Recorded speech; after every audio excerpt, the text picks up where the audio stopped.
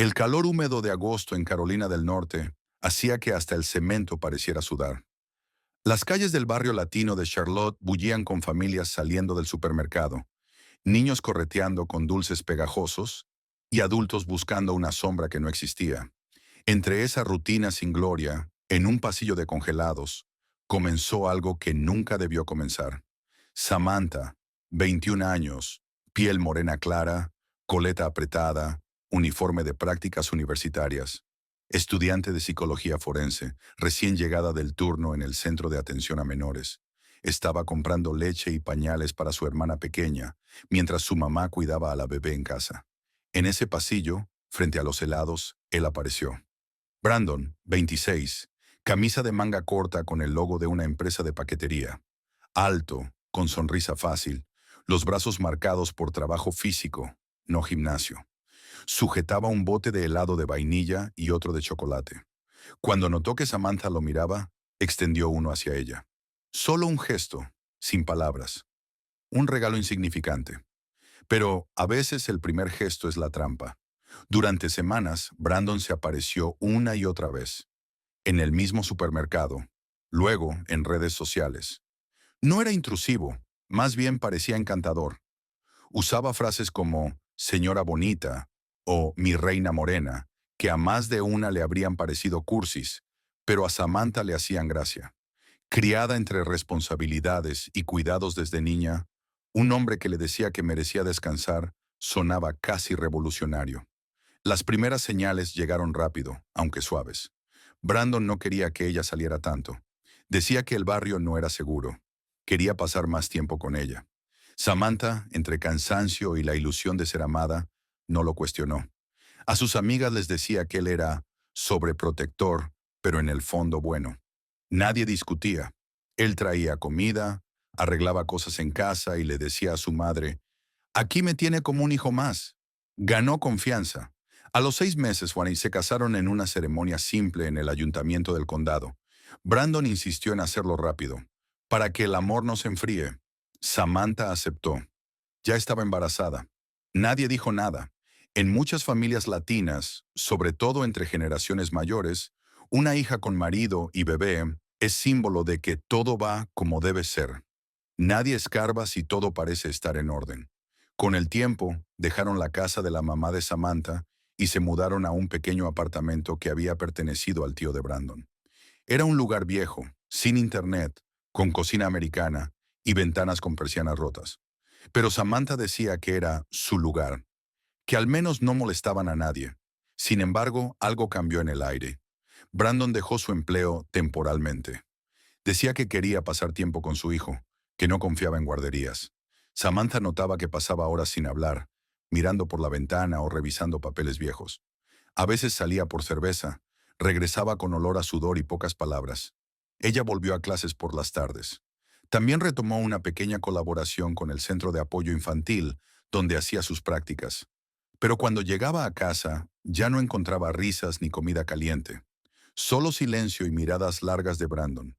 Le decía que la extrañaba demasiado como para dejarla ir todo el día, que él era suficiente, que con él y su hijo le bastaba. Las cosas que antes eran gestos dulces se transformaron en cadenas invisibles.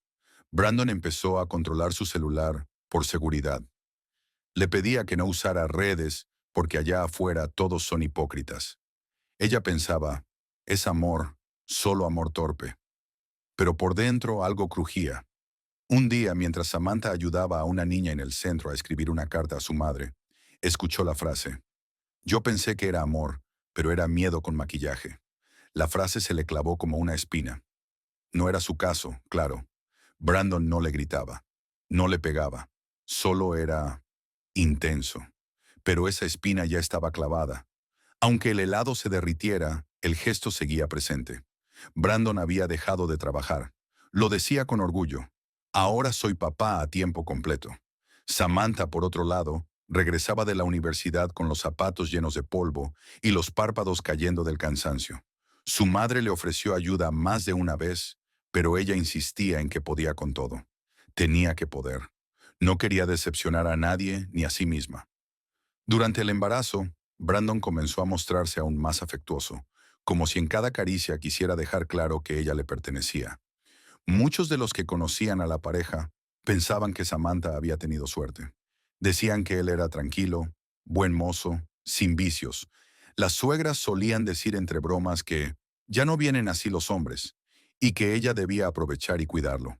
Pero había detalles que no cuadraban. Brandon no dejaba que Samantha usara ropa ajustada para ir a clase. Decía que no era necesario, que era madre ya y que debía cuidar su imagen. También comenzó a revisar su mochila al llegar. Lo hacía con calma, sin levantar la voz, pero con una presencia firme, de esas que no se cuestionan. Un día encontró un libro de criminología con notas sobre relaciones abusivas. Lo dejó sobre la mesa sin decir nada. A la mañana siguiente, el libro ya no estaba. La bebé nació en diciembre.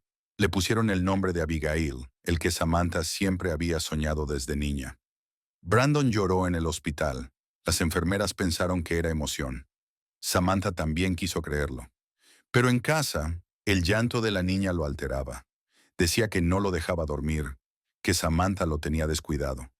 Poco a poco comenzó a dormirse en el sofá, con la televisión encendida y una botella medio vacía en la mesa. El aislamiento se hizo rutina. Samantha ya no iba a la universidad. Sus profesores le mandaban correos que Brandon jamás le dejaba leer. Cada vez que intentaba salir, él decía que debía descansar, que afuera solo hay ruido y malas ideas. La mamá de Samantha empezó a preocuparse.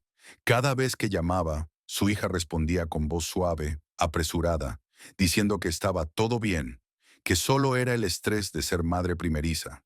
Pero había grietas.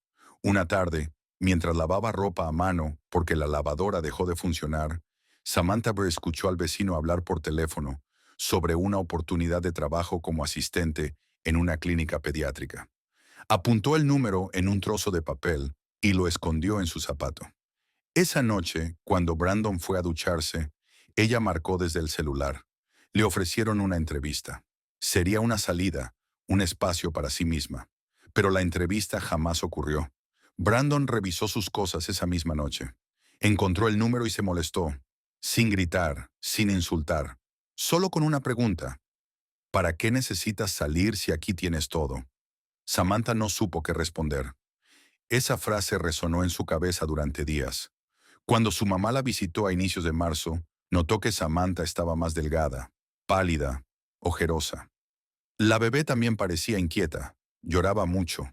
La madre insistió en llevarlas a casa, aunque fuera unos días. Brandon no se opuso. Les dijo que le hacía bien estar con su familia. Pero antes de irse, le pidió a Samantha que dejara el celular en casa, para que descansara. Ella aceptó sin pensar. Fue en casa de su madre donde, por primera vez, Samantha habló en voz baja, casi sin creerlo. Dijo que no podía más, que todo estaba demasiado silencioso, demasiado apagado, que Brandon ya no era dulce, sino presente, siempre, en todo, que no podía pensar, que quería dormir 2 horas seguidas sin miedo. Su madre la abrazó fuerte. Le dijo que no debía volver, que había otras formas, que nadie debía vivir apagada. Samantha quiso creerle, quiso quedarse. Pero al día siguiente, Brandon llegó con un peluche para Abigail y una sonrisa como las de antes. Le dijo que todo cambiaría, que iría a terapia, que solo tenía miedo de perderlas. Samantha dudó demasiado, y esa duda pesaría más de lo que imaginaba. A finales de marzo, Samantha regresó al apartamento con Brandon. Llevaba consigo una pequeña maleta con ropa de la bebé, algunos pañales y una nota escrita por su madre con su dirección, por si algo pasa. La dejó escondida en la funda del cambiador. Nadie dijo nada. Brandon abrió la puerta con entusiasmo, limpió la casa antes de su llegada y preparó espagueti, aunque estaba aguado. Samantha sonrió con educación. Sabía que la intención era parte del teatro. Durante las primeras semanas, pareció que él cumplía su palabra. No revisaba el teléfono, no hacía preguntas incómodas. Incluso le propuso que retomara los estudios cuando se sintiera lista. Pero al llegar abril, el entusiasmo se desvaneció. Brandon volvió a su rutina de pasar la tarde viendo televisión en volumen alto, mientras la bebé lloraba en el cuarto. Samantha se encerraba en el baño para respirar, no para bañarse. Comenzó a perder peso. Su cabello se debilitó y no lo contaba a nadie. El cambio más notorio fue el aislamiento absoluto. Brandon cortó el servicio de Internet alegando gastos innecesarios. Samantha no pudo continuar sus clases virtuales. Tampoco recibir mensajes de sus profesores o compañeros. Su madre intentaba llamarla, pero Brandon decía que estaban descansando, que la bebé no dormía bien, que Samantha estaba estresada y no quería hablar. La bebé crecía pero nerviosa. Lloraba cuando Brandon alzaba la voz, aunque fuera por un programa de deportes. Samantha lo notaba. Una noche, mientras amamantaba a Abigail, recordó algo que leyó en una práctica universitaria. Los bebés no entienden palabras, pero reconocen tensiones. Ellos saben cuando algo no va bien, incluso antes de que tú lo aceptes. A principios de mayo, Samantha intentó salir a comprar pañales. Brandon se ofreció a ir él. Le dijo que hacía calor, que mejor se quedara descansando. Al tercer intento le prohibió salir sola, asegurando que el barrio estaba peligroso. Samantha pensó en abrir la ventana y gritar. No lo hizo. Se limitó a escribir una frase en un envoltorio de medicamento vacío y la escondió en la pañalera. Estoy atrapada, no puedo salir. Ayuda. La dejó ahí, por si acaso. Una tarde, mientras Brandon dormía, Samantha revisó sus antiguos documentos en la computadora. Encontró su currículum. Lo actualizó con lo que recordaba. Guardó el archivo en un USB escondido entre los pañales. Era su manera de resistir, aunque fuera en silencio. Lo que terminó por quebrar su último hilo de paciencia fue un episodio simple. Un domingo, mientras cambiaba a Abigail, dejó el televisor encendido. Brandon, molesto, le reclamó que había subido el volumen. No gritó, no golpeó, solo tomó el control, lo lanzó al suelo y murmuró que ella ya no servía ni para criar. Samantha se quedó helada, no por las palabras, sino por lo natural que sonaron. Esa noche pensó en huir, en empacar 2 mudas, tomar a la bebé y salir en la madrugada. Pero Brandon dormía con las llaves bajo la almohada. No había copia. La puerta tenía doble cerrojo por dentro. Su única ventana daba al callejón sin salida del edificio. No había escapatoria sin que él lo supiera. Y eso era lo más aterrador, que él ya pensaba como carcelero sin saber que lo era. Comenzó a escribir en una libreta pequeña, escondida bajo el colchón. No eran cartas ni poemas, solo frases sueltas, pensamientos rotos. Hoy Abigail me sonrió por primera vez. No puedo respirar cuando él entra al cuarto. ¿Esto es amor o rutina con miedo? Esa libreta se convirtió en su único espejo, su forma de no desaparecer del todo. Cuando llegó junio, Brandon le dijo que tenían que vender cosas, que la situación estaba difícil. Samantha ofreció buscar trabajo a distancia. Él dijo que no confiaba en que hablara con extraños, que eso abría puertas, que la gente es mala. Ella sintió el impulso de gritar que la gente no era el problema, que el problema dormía junto a ella, pero no lo dijo. Apretó la mandíbula, se fue al baño y lloró en silencio. Ese mes perdió contacto por completo con el exterior. Ya no sabía qué día era, qué pasaba fuera de esas paredes, qué noticias había en el mundo. Solo escuchaba los mismos pasos, las mismas frases, el mismo olor a encierro. Brandon era amable por ratos, lo justo para confundir. Pero la confusión era veneno. Impide actuar, impide decidir, impide vivir. Y mientras tanto, la notita dentro del envoltorio seguía ahí, esperando que alguien la encontrara. El 6 de julio, Samantha no contestó la videollamada que su madre intentó hacerle desde temprano. La abuela de Abigail había comprado un bote de fórmula que necesitaban y quería saber si podían pasar a recogerlo. Insistió varias veces durante el día. Ninguna respuesta. Por la noche, un mensaje llegó desde el número de Samantha. Era corto, sin mayúsculas ni emojis. Algo extraño en ella. No puedo salir hoy, mañana si Dios quiere. La frase dejó un sabor raro. Era seca, ajena. No parecía escrita por su hija. Al día siguiente, nadie apareció. La madre volvió a insistir por mensajes. Por llamada. Nada. A las 6:40 de la tarde, decidió ir hasta el complejo donde vivía Samantha, en una zona industrial con edificios de ladrillo y estacionamientos sin luz. Tocó el timbre. Nadie respondió. Las luces estaban apagadas, aunque se escuchaba una televisión desde dentro. Se quedó afuera 20 minutos. Una vecina, al verla, se acercó y le dijo en voz baja que la noche anterior se oyeron gritos, llantos de bebé, golpes, pero que nadie quiso meterse. «Es que uno nunca sabe», dijo la mujer. «Después se meten con uno». Esa frase no se le borraría de la cabeza en días. Esa y el sonido del televisor de fondo. Esa misma noche, la madre de Samantha fue a la comisaría a reportar la desaparición. Presentó fotos, mensajes previos, datos del apartamento. No dijo «temo lo peor», pero sus ojos lo gritaban. La oficial en turno tomó la declaración, activó una alerta local y prometió que pasarían a verificar en las próximas horas. Sin orden no podían ingresar. A veces, incluso con orden, tampoco lo hacían. Era lo que era. A las 9 de la mañana del día siguiente, Brandon apareció en el centro de salud donde trabajaba la madre de Samantha. Vestía una camiseta azul, gafas oscuras y cargaba una bolsa con pañales.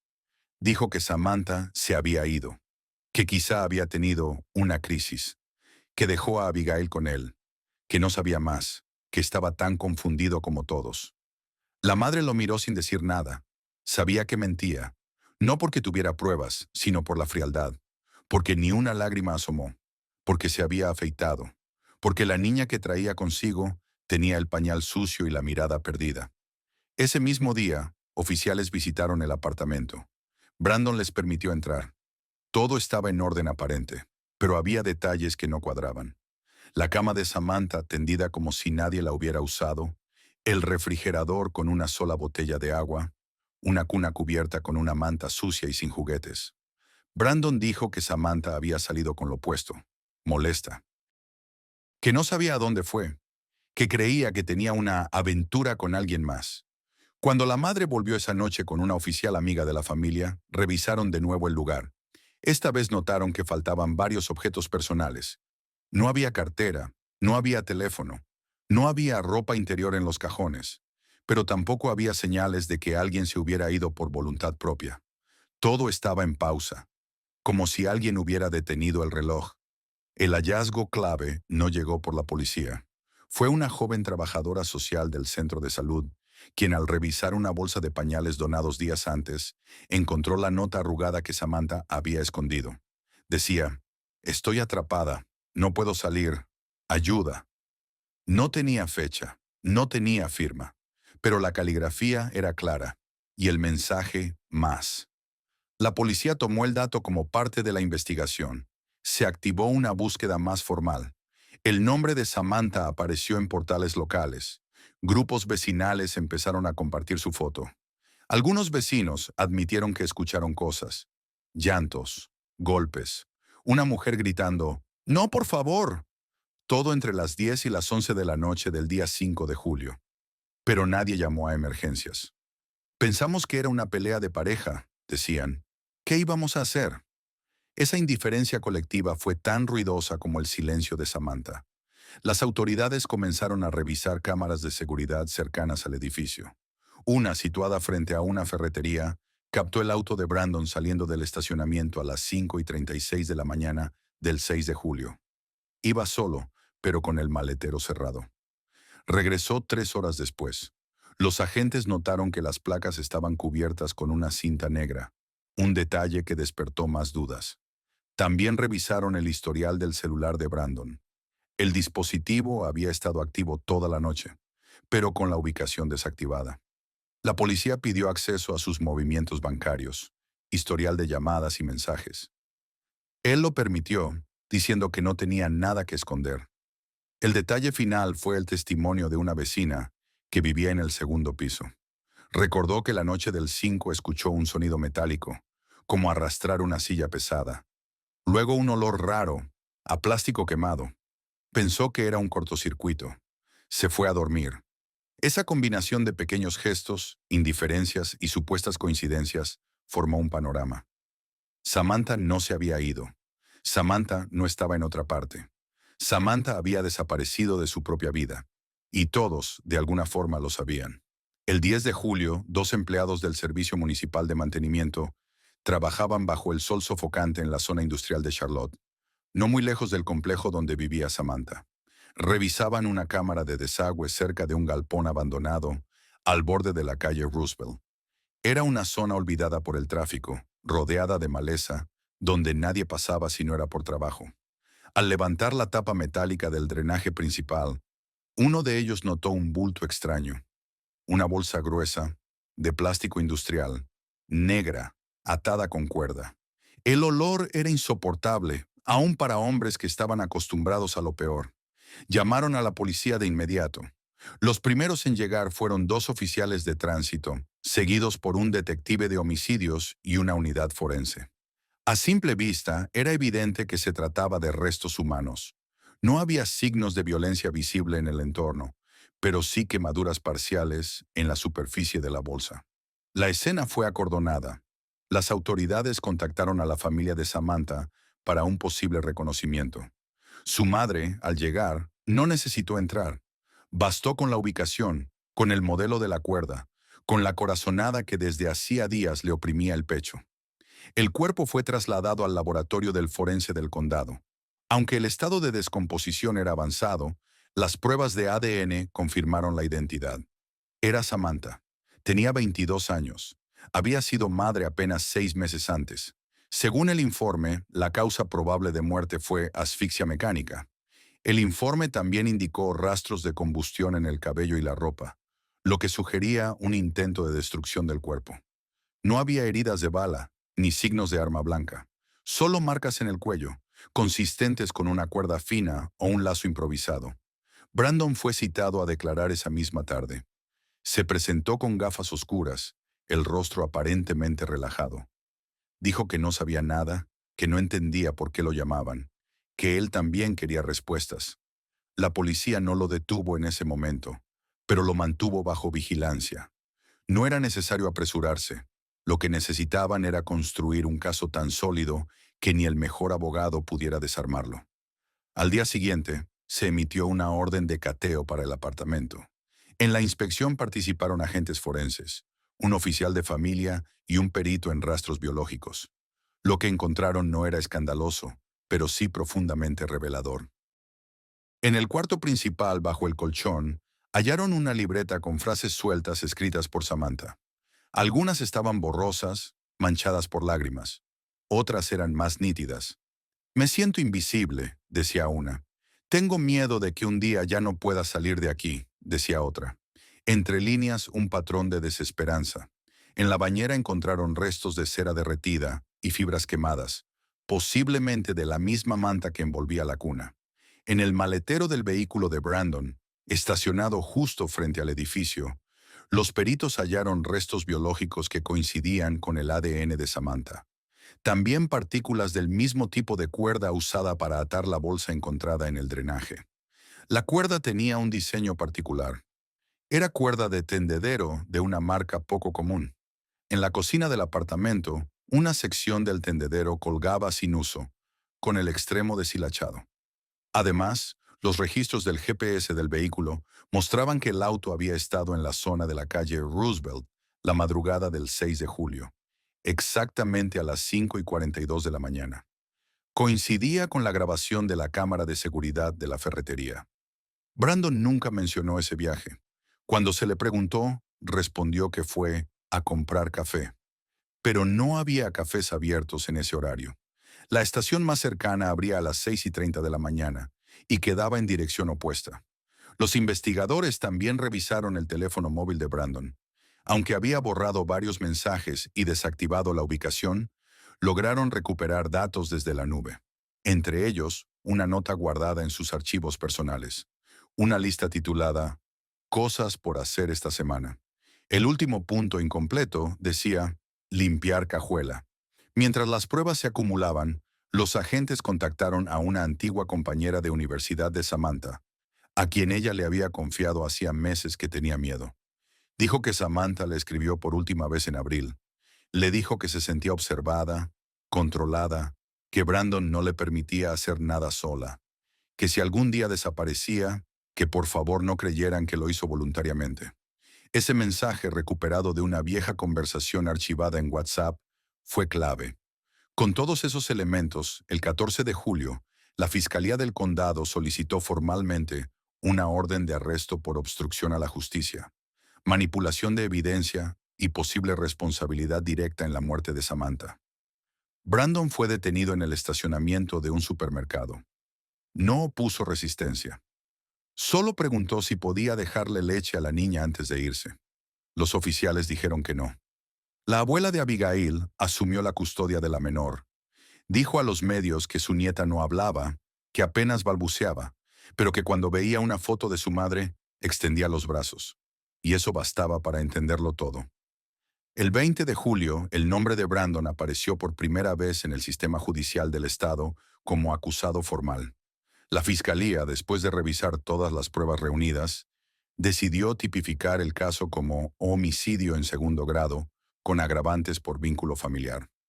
La defensa pública asumió su representación, argumentando desde el primer momento que su cliente era víctima de una investigación desproporcionada influida por la presión mediática.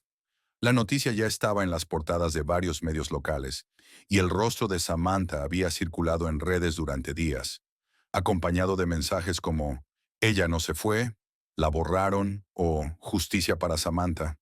La primera audiencia preliminar se llevó a cabo en una sala pequeña del Tribunal del Condado. A Brandon se le asignó un biombo para impedir contacto visual con los testigos. No pidió hablar. Permaneció con la mirada baja, las manos cruzadas sobre el regazo, en silencio. Entre el público, su suegra sostenía a Abigail en brazos. La niña dormía, ajena a todo. El fiscal del caso, Thomas Reynolds, presentó un resumen detallado de los hallazgos.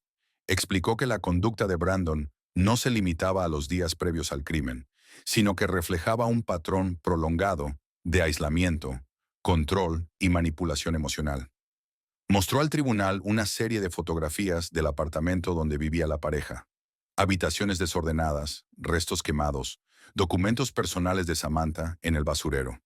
También proyectó capturas del recorrido del vehículo en los días clave, resaltando cómo el GPS coincidía con la zona donde fue hallado el cuerpo. La defensa intentó desacreditar las pruebas.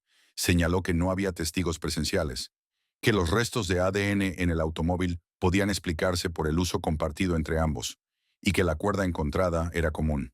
Incluso cuestionaron la libreta hallada bajo el colchón, diciendo que no podía probar su autenticidad ni el contexto emocional de las frases escritas.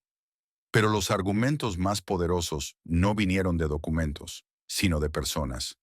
Uno de los momentos más duros fue la intervención del hermano de Samantha, Julian. Relató que semanas antes de su desaparición, ella le había confiado que Brandon la vigilaba mientras dormía, que le decía cosas como, «Nadie más te va a querer con una hija», y que eso la hacía sentirse atrapada. Dijo que él no insistió en ayudarla más, porque pensó que solo estaban pasando una mala racha. Esa culpa, confesó, lo acompañaría toda la vida. La madre de Samantha también declaró. Lo hizo con una voz firme, pausada. Contó que su hija siempre había sido responsable, ordenada, sensible, que nunca dejaba de responder llamadas, que jamás habría desaparecido sin dejar a Abigail con ella. Contó del día que Brandon fue a su centro de trabajo a decir que Samantha se había ido. Contó cómo su corazón supo en ese instante que algo grave había ocurrido, que no era un presentimiento, era un conocimiento profundo que solo una madre puede reconocer. Durante la inspección técnica del apartamento, además, los forenses habían encontrado un rastro casi invisible de arrastre en el pasillo. Las fibras del tapete estaban aplastadas en una dirección continua desde la habitación principal hasta la puerta trasera del complejo. Esa puerta, poco usada, daba directamente al callejón por donde se había visto el vehículo de Brandon salir aquella madrugada. El fiscal mencionó también los análisis del dispositivo móvil de Samantha. Aunque el teléfono no fue hallado, el proveedor celular pudo rastrear su última señal. A las 4:18 de la mañana del 6 de julio, emitió un pequeño pulso en el área exacta donde más tarde se encontró su cuerpo. Nunca más volvió a conectarse. Uno de los momentos más impactantes llegó con la presentación del testimonio de un técnico del servicio de mantenimiento. Él explicó que, al revisar la alcantarilla, notaron marcas frescas en la tapa. Alguien la había abierto recientemente, y no era parte de sus labores programadas. El olor era tan fuerte que no pudieron continuar sin protección especial. Fue él quien llamó al supervisor, quien a su vez llamó a emergencias. Su intervención, aunque técnica, fue esencial. Dijo que nunca olvidaría el peso del aire en esa esquina, ni el silencio del momento en que todos supieron que no se trataba de basura. El juez aceptó las pruebas como suficientes para avanzar hacia un juicio formal. Rechazó la petición de la defensa de arresto domiciliario. Dijo que el riesgo de fuga era alto y que la naturaleza del caso exigía una medida excepcional. Brandon fue enviado a un centro de detención estatal, sin derecho a fianza. Al salir de la audiencia, los medios esperaban con cámaras y micrófonos. La madre de Samantha no habló. Solo levantó la foto de su hija, la misma que había colgado en postes durante días. En la imagen, Samantha sonreía. Sostenía a Abigail en brazos. Detrás de ella, una pared con dibujos infantiles. Y fue esa imagen la que dio la vuelta al estado. Porque no mostraba dolor, mostraba lo que se perdió. El 10 de septiembre se reanudaron las audiencias en la Corte del Condado. Esta vez, el proceso avanzaba hacia el juicio oral, y los medios ya hablaban del caso como un símbolo. No solo de violencia doméstica, sino también de cómo una comunidad entera puede ignorar señales que después resultan imposibles de desver. El rostro de Samantha aparecía en noticieros junto a cintas moradas y mensajes que decían, si callas, colaboras. La sala donde se realizaba el juicio estaba llena, no por morbo, sino por indignación. El tribunal escuchó durante esa jornada las conclusiones preliminares del equipo forense. La doctora Lisa Medina, perita asignada por el Estado, explicó en detalle el proceso de identificación del cuerpo, así como las condiciones en las que fue hallado. Habló con cuidado, sin dramatismo, pero sin suavizar la verdad. Confirmó que Samantha había muerto por asfixia, que no hubo defensa posible, que los signos en el cuello mostraban una presión progresiva, sostenida, no impulsiva, que el intento de incineración fue torpe, realizado con poco conocimiento, posiblemente interrumpido por el miedo a ser descubierto. También testificó un agente de criminalística, especializado en rastros de traslado de cuerpos.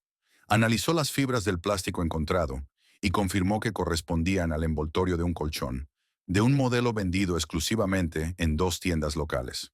En la casa donde vivía Brandon con Samantha, el colchón principal tenía el mismo número de serie en una etiqueta aún adherida en la parte interna del bastidor. La coincidencia no dejaba espacio para dudas. Otro momento clave llegó cuando el fiscal presentó imágenes obtenidas por cámaras de seguridad el día de la desaparición. Se mostraba el vehículo de Brandon saliendo del complejo residencial a las 5:36 de la mañana, como ya se sabía.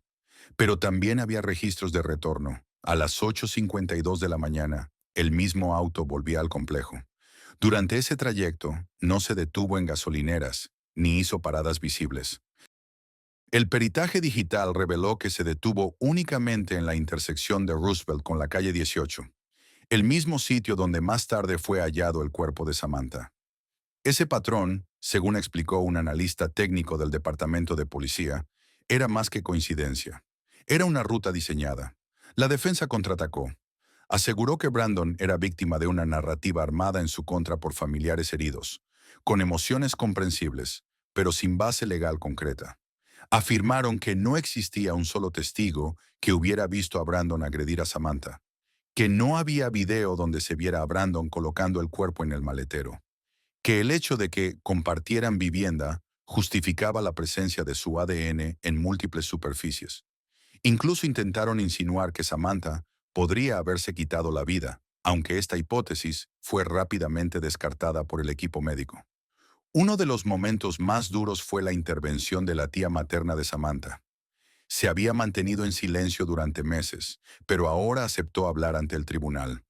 Contó que, semanas antes de los hechos, Samantha le había confesado en un susurro, mientras doblaban ropa en una visita familiar, que no dormía bien, que le angustiaba el silencio del apartamento, que se despertaba con el sonido de pasos, que sentía que Brandon no era el mismo. No quiero que Abigail crezca creyendo que esto es amor, había dicho. La tía lloró al repetir esa frase. En una sección reservada del juicio, también se presentó una experta en psicología del trauma, quien analizó el patrón de aislamiento progresivo vivido por Samantha.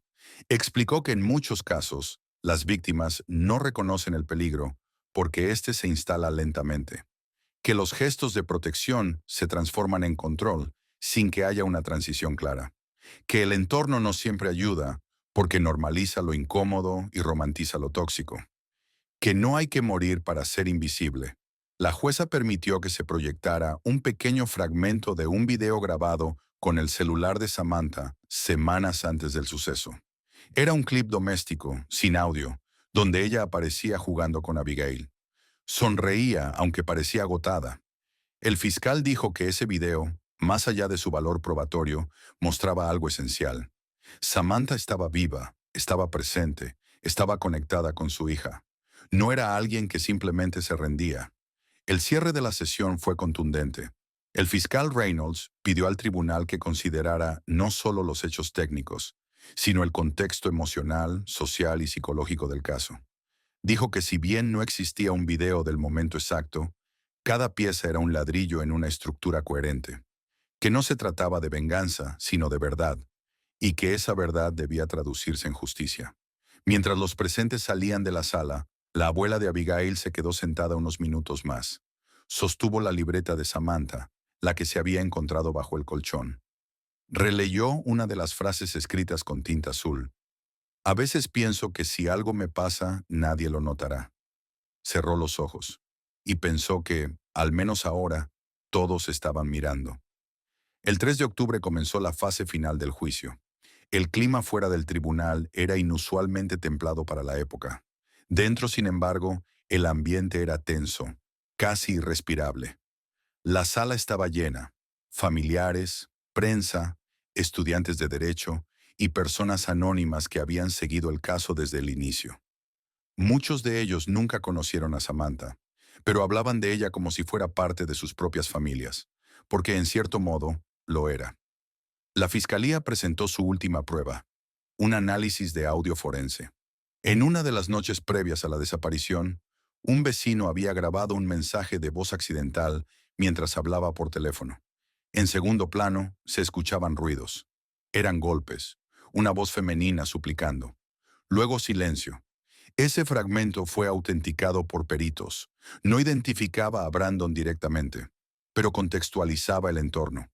Era un rastro, una sombra sonora de lo que pasaba tras esas paredes donde nadie se atrevió a tocar la puerta.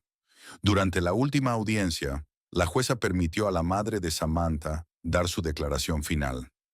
No leyó un texto preparado. Habló con palabras sencillas. Dijo que no estaba allí por venganza, sino por memoria, que su nieta no debería crecer con una historia en blanco, que su hija no era un número en una estadística. Era una mujer que bailaba con su bebé, que preparaba desayuno los domingos, que leía novelas policiales hasta quedarse dormida. Pidió algo más, que si el tribunal fallaba a favor de la justicia, se colocara una placa con el nombre de Samantha en el parque donde solía pasear con Abigail. No para recordar su final, sino para preservar su existencia. El jurado deliberó durante casi 6 horas. Finalmente la jueza anunció el veredicto. Culpable de homicidio en segundo grado agravado. La sentencia. 40 años de prisión sin posibilidad de libertad condicional. Brandon no reaccionó. Mantuvo la misma expresión ausente que había mostrado desde su arresto. Nadie lloró. Nadie celebró. El silencio en la sala fue absoluto. Un silencio que no pesaba, sino que, por primera vez, aliviaba. Días después, el parque Riverside amaneció distinto.